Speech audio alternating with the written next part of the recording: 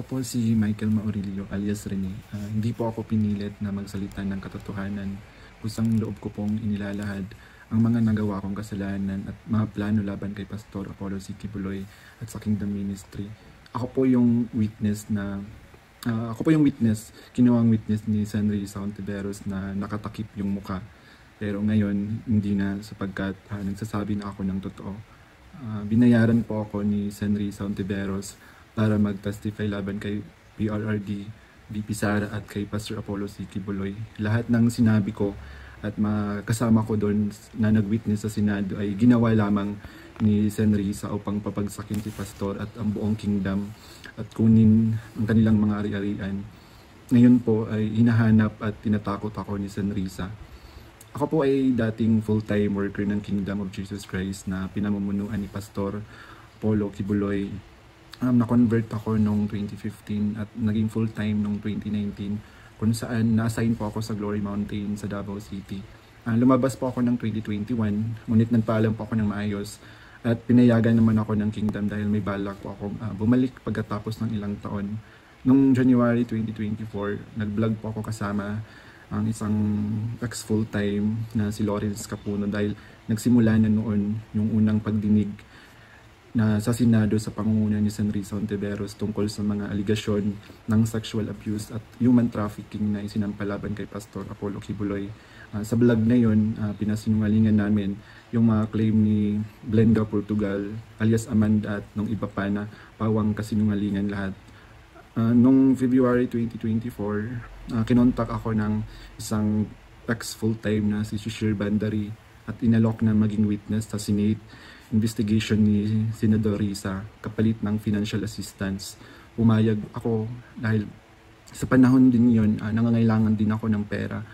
Binigyan ako ni Shishir ng email ng opisina ni Sen Risa upang magpadala ng formal na email kahit anong aking sabihin daw. Sabi niya kapag nakipag-usap ako sa kanila, sabihin ko lamang na taga-kingdom ako at lumabas na sa ministry at idagdag ko daw na sinasaktan ako ni Pastor. So sa aking email, sinabi ko doon na galing ako sa kingdom at lumabas noong 2021. Ilang araw pagkatapos noon, kinontak ako ng isang staff ni Sen Risa na si Fiona upang makipag-meet sa akin through video call. Sa pag-meeting namin kay Attorney J. Becama, Chief of Staff ni Sen Sauntiveros, pinagawa ako ng affidavit tungkol sa mga gawain ko sa loob ng kingdom, mga transaction at operation na kinasangkutan ko. Ang isinulat ko doon ay pawang mga personal kong experience lamang at wala akong binanggit na pananakit, sexual abuse o human trafficking sa aking salaysay. Matapos kong ibigay yung affidavit, muli kaming nag-meet ni Attorney Becama. Pagkaraan ng 2 araw, binigyan niya ako ng revised affidavit na naglalaman na ng mga karagdagang aligasyon ng pananakit ni Pastor na hindi ko naman naranasan o nakita. Kasama rin dito yung maling pahayag na ako daw ay na-assign sa SMNA News kahit hindi totoo dahil ako ay nasa Glory Mountain mula 2019 hanggang 2021. Nandun din yung aligasyon na sa di umano ay nasaksihan ko tungkol sa mga baril na sangkot sina Sara Duterte at dating Pangulong Rodrigo Duterte na hindi naman totoo dahil wala naman akong nasaksihan na ganong pangyayari. Pinilit din akong idagdag yung pangalan ni Senador Bongo at Senador Bato de la Rosa sa affidavit kapalit ng mas malaking halaga ng pera. Pero hindi ko na sila isinama kasi baka umattend sila sa hearing at magtanong at ma-corner ako. Yung pag-appear ko sa Senate ay may reward na 500,000 na ibinigay nila sa akin at dagdag na 500,000 nang isinama ko si Sara Duterte at si dating Pangulong Duterte. So 1 million po lahat ng binigay sa akin. Isang linggo before ang Senate hearing noong February 19, 2024, pinatira ako sa isang kondo kung saan ako ay biniriefing at tinuruan tungkol sa mga dapat na isasagot ko sa tanong ni Senador Risa. So sa araw ng hearing, umiyak ako dahil sa konsensya habang binabasa ko yung script na alam ko naman na hindi totoo at hindi ginawa ni Pastoro ng Kingdom. Pagkatapos ng hearing, tinago ako ni Sen Risa sa kanyang kondo sa Manila at inutusan na maghanap pa ng ibang pwedeng maging witness kapalit ng pera dahil may mga susunod pang hearing. Sa buong taon ng 2024, nanirahan ako sa condo ni Sen Risa. At nung January 2025, lumipat ako pansamantala sa isang safe house kung saan nakasama ko doon sina Mutabato at iba pang mga biktima ng extrajudicial killings. So sa bawat research o information na aking naibibigay sa Senado, nakakatanggap ako ng rewards na 12,000 na ibinibigay ni Sen Risa sa pamamagitan ng kanyang staff na si Sir Ryan. So sa kabilang sa mga na-research ko, nagawa kong research, yung inimbentong Angel of Death daw ng Kingdom na inimbento ni alias Jackson, si Edward Masayon. Kabilang doon yung na-research ko yung mga member at yung mga general na nag-courtesy call kay Pastor. Noong August 29, 2024, nag-dinner meeting kami nila Blenda Portugal alias Amanda, kasama ang kanyang legal team na si Attorney Joanna Paula Domingo at ng Office of the Special Assistant to the President at si Attorney Ian Interina at yung kasama yung abogado ko na si Attorney Ange May Bagudio sa isang hotel sa Quezon City. Pinagplano nila kung paano idiin ang kaso ni Pastor at ininganyo akong mag-file ng kaso. Sabi ni Attorney Domingo na mas maganda mag-focus kami sa human trafficking dahil mahina ang kaso sa sexual abuse. Sabi pa ni Attorney Domingo na matalik siya na kaibigan ni Attorney Pearl Angelica Canada na dating abogado ng Kingdom at dating namuno sa Jose Maria College. Ayon sabi ni Attorney Domingo, sabi sa kanya ni Pearl na umalis na sila sa Kingdom at alagaan mo daw si Amanda at siya na ang humawak ng kaso laban kay Pastor. Kasamang kanyang kapatid na si Attorney Lady Jade Canada at si Shishir Bandari sa US na nabanggit ko na kumontak sa akin upang siraan si Pastor.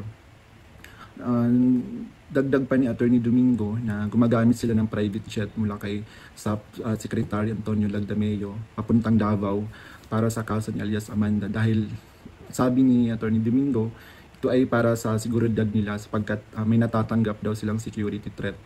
Noong mga panahong iyon, nagkaroon din kami ng pag-uusap ni alias Amanda, si Blenda Portugal, kung saan tinanong ko siya tungkol sa kalagayan ng kanyang kaso sa sexual abuse at human trafficking.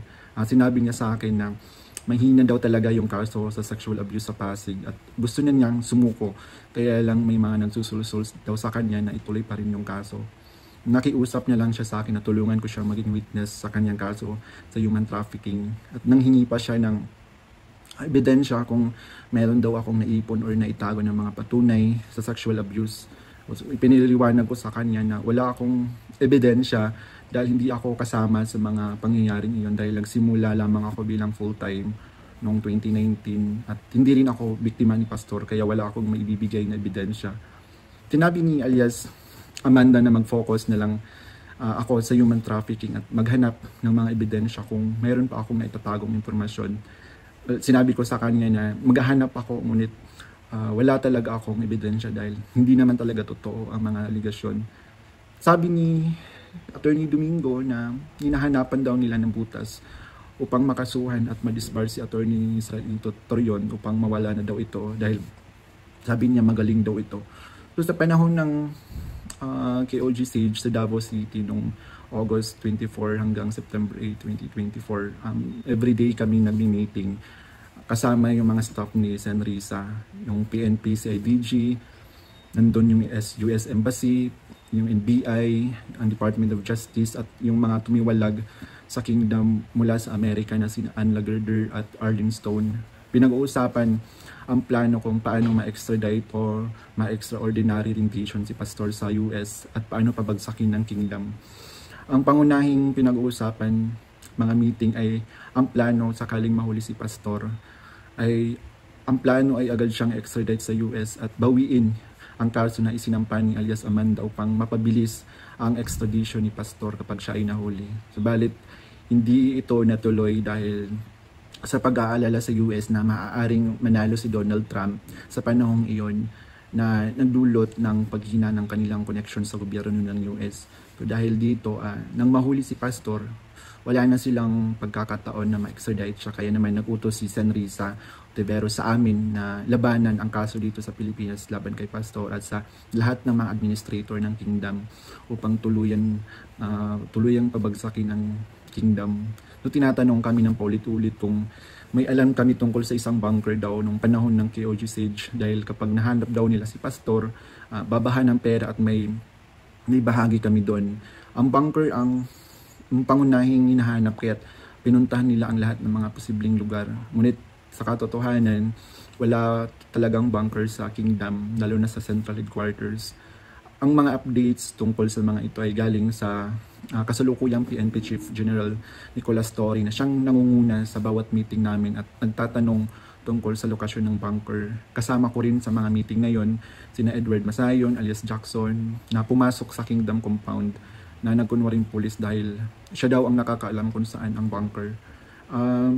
Kasagsagan ng Sage ng message sa akin si Fiona, staff ni Risa, na sa pamamagitan ng WhatsApp, na sinabi niya na dapat ko daw tanggalin sa kaso ko si June Andrade dahil isa daw siya sa amin na nagbibigay siya ng mahalagang impormasyon.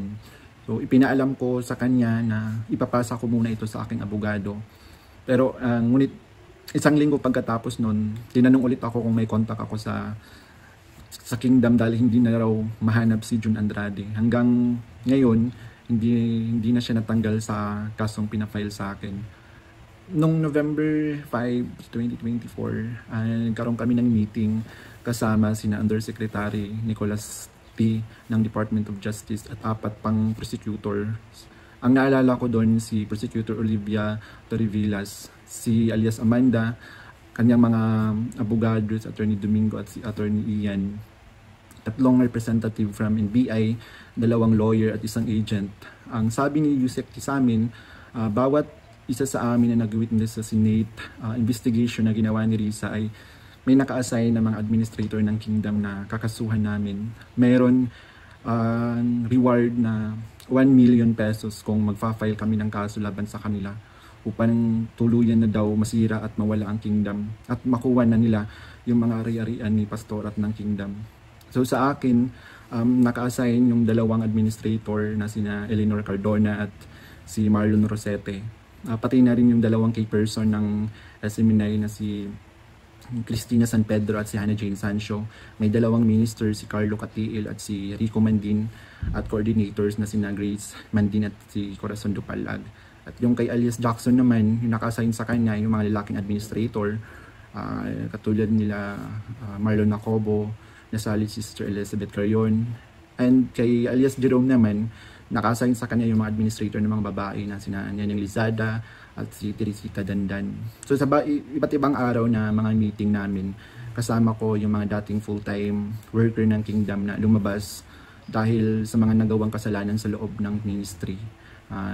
Doon sina Arlene Stone at Ann Lagerder, na parehong sumasali through Zoom mula sa US, na tinutulungan sila ng FBI. Si Regina Arevalo naman, na siyang scriptwriter ng karamihan ng mga binabasa namin sa Senate hearing. Pati na rin yung mga kasama kong mga fake witness na sina Tirao alias David, si Edward Masayon alias Jackson, si Joar Olimba alias Jerome, si Renita, si Renita Hernandez, si Glenda Portugal alias Amanda. Kasama yung Chief of Staff ng Office ni San Risa na si Attorney J. Becama, at yung staff na si Fiona at si Faye. So hanggang sa ngayon, paggawa ko ng affidavit, patuloy ang surveillance at mga planong raid sa mga ari-arian ng Kingdom, kabilang ang mga Kingdom Light Congregation sa iba't ibang bahagi ng Pilipinas, yung SMNI building sa Makati, yung KOG Central Headquarters sa Davao.